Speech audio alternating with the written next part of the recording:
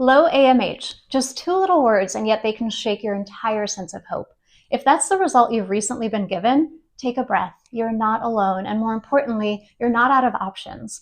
Let's talk about what it really means, because here's the truth. Low AMH is not the end of your fertility journey, not even close. And today I want to explain exactly why.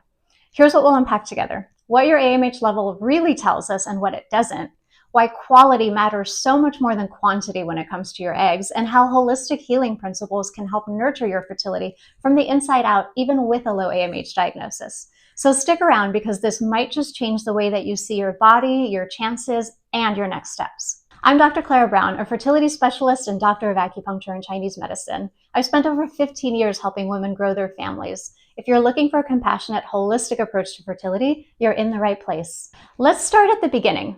What is AMH really? AMH stands for anti-Mullerian hormone. It's made by the small preantral follicles in your ovaries, those little fluid-filled sacs that hold and nurture your eggs as they mature.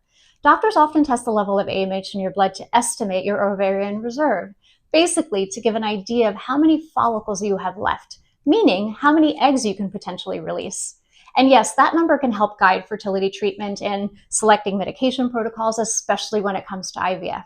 But here's the part most people don't tell you, and it's so important.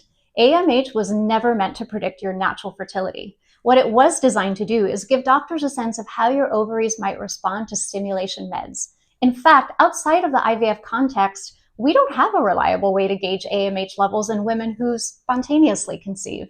Many women with low AMH levels have successfully conceived, and some with high AMH still experience fertility challenges.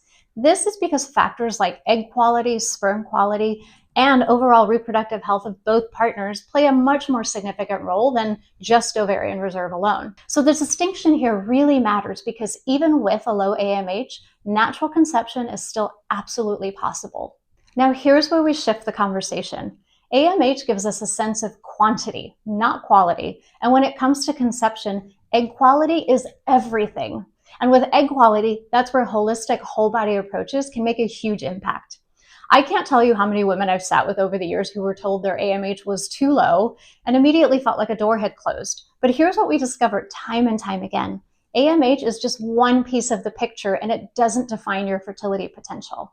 So let's go deeper into egg quality, because this is the part that's often overlooked, especially since there's no lab test for it. So you could have a smaller number of eggs, which low AMH suggests, but if those eggs are healthy and high quality, your chances of conceiving are still very real. Egg quality refers to an egg's ability to mature properly, fertilize, develop into a healthy embryo, and lead to a viable pregnancy. And here's the good news.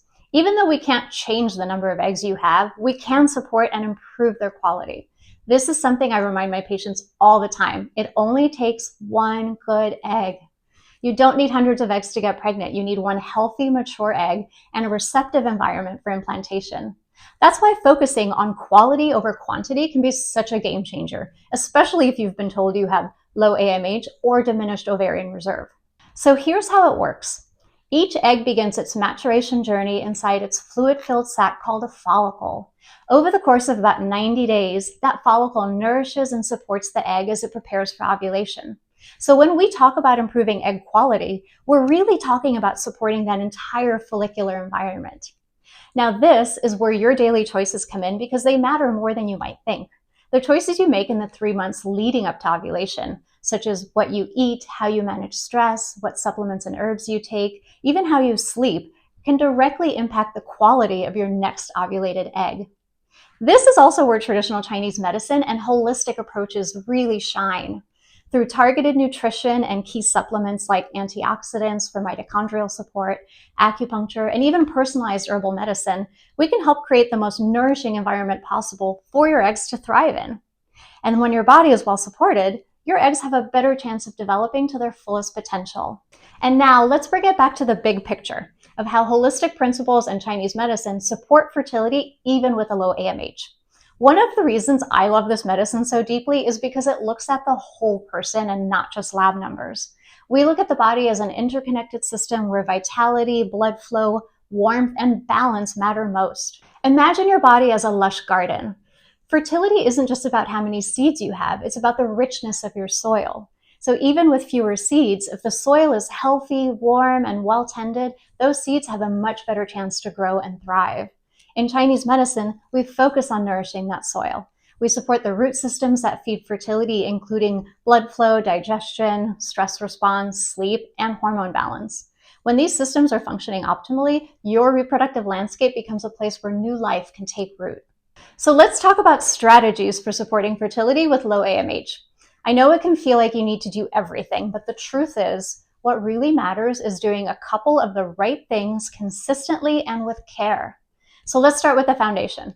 First up, nutrition. This is where it all begins, because you're not just feeding your body, you're feeding your future potential of your eggs. So eat like you're cultivating richness and warmth in your inner garden.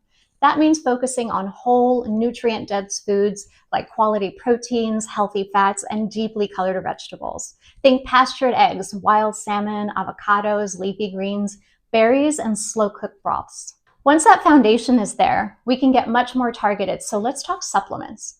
This is where strategy comes in. Supplements don't override biology, but they do support your cells, especially your egg cells, in really powerful ways. And remember, it takes about 90 days for an egg to mature before it's ovulated. This is your window of opportunity. What you do in that time can influence the quality of the eggs you're preparing now. Antioxidants like CoQ10, vitamin C, and E can help protect your eggs from oxidative stress.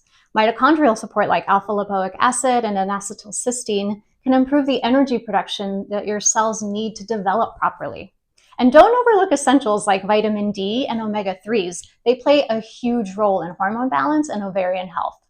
Just a quick side note, if you're feeling unsure about which fertility supplements to choose, or if you're overwhelmed by all the options out there, I've made it simple. You'll find a link in the description to my full script dispensary where you can access professional grade supplements that I trust and use with my patients every day.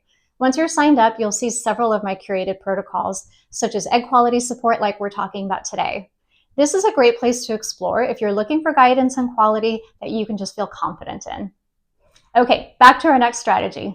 We're going to widen the lens a bit and look at lifestyle, because it's not just what you take or eat. Fertility thrives in a body that feels safe, rested, and supported.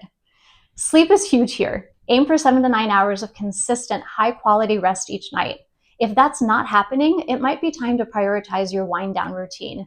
Think screen-free time before bed, soft lighting, maybe even adding a magnesium supplement to help your body ease into a deeper sleep. Movement is also key. Gentle, regular activity like walking, Pilates, yoga, or light strength training not only improve circulation, but also benefit your reproductive hormones and regulate stress and blood sugar. And then there's stress. Stress is a natural and inevitable part of life, especially on a fertility journey.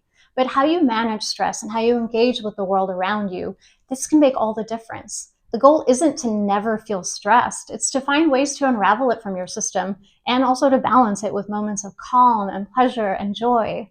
Chronic stress can really throw your hormones and your circulations off course. So whether it's meditation, journaling, acupuncture, or simply giving yourself permission to slow down, make space for it. These small supportive practices can have a real impact on your hormonal health and your fertility. If you're not sure where to start, I've also created a list of guided meditations for my patients through a wonderful meditation app called Insight Timer. And I'm happy to share it with you. You'll find the link in the description and it's completely free. Now, once you've created a foundation of rest, nourishment, and stress support, we can go even deeper with personalized herbal medicine. Herbal formulas allow us to tailor support based on your unique constitution, not just your lab results. They can help nourish your blood, support ovarian function, balance hormones, and improve circulation to the reproductive organs. The key here is customization. The right formula at the right time can gently shift the whole system into a healthier rhythm. And finally, let's talk acupuncture. This is one of the most powerful tools we have for restoring balance. Regular acupuncture can increase blood flow to the ovaries and uterus, regulate your hormones, support ovulation, and reduce stress by activating your parasympathetic nervous system. It also improves sleep and digestion, both which play a quiet but important role in fertility. So let me leave you with this. While AMH testing can offer information, it's not the full story of your fertility. It doesn't define what your body is capable of, and it certainly doesn't mean hope is lost. You have options and tools to support your fertility in deeply meaningful ways. So if you've been told you have low AMH, I hope you're walking away from this video with a new perspective and with more hope, clarity, and confidence. And I want to remind you, you're not in this alone. Whether you're just beginning your fertility journey or you've been walking this path for a while, I'm here to help. If this resonated, please give it a like, subscribe, and share with someone who needs to hear this today. I'll be back soon with more videos to support your fertility journey naturally, holistically, and with heart. Until then, be kind to yourself and trust in your body's incredible ability to heal.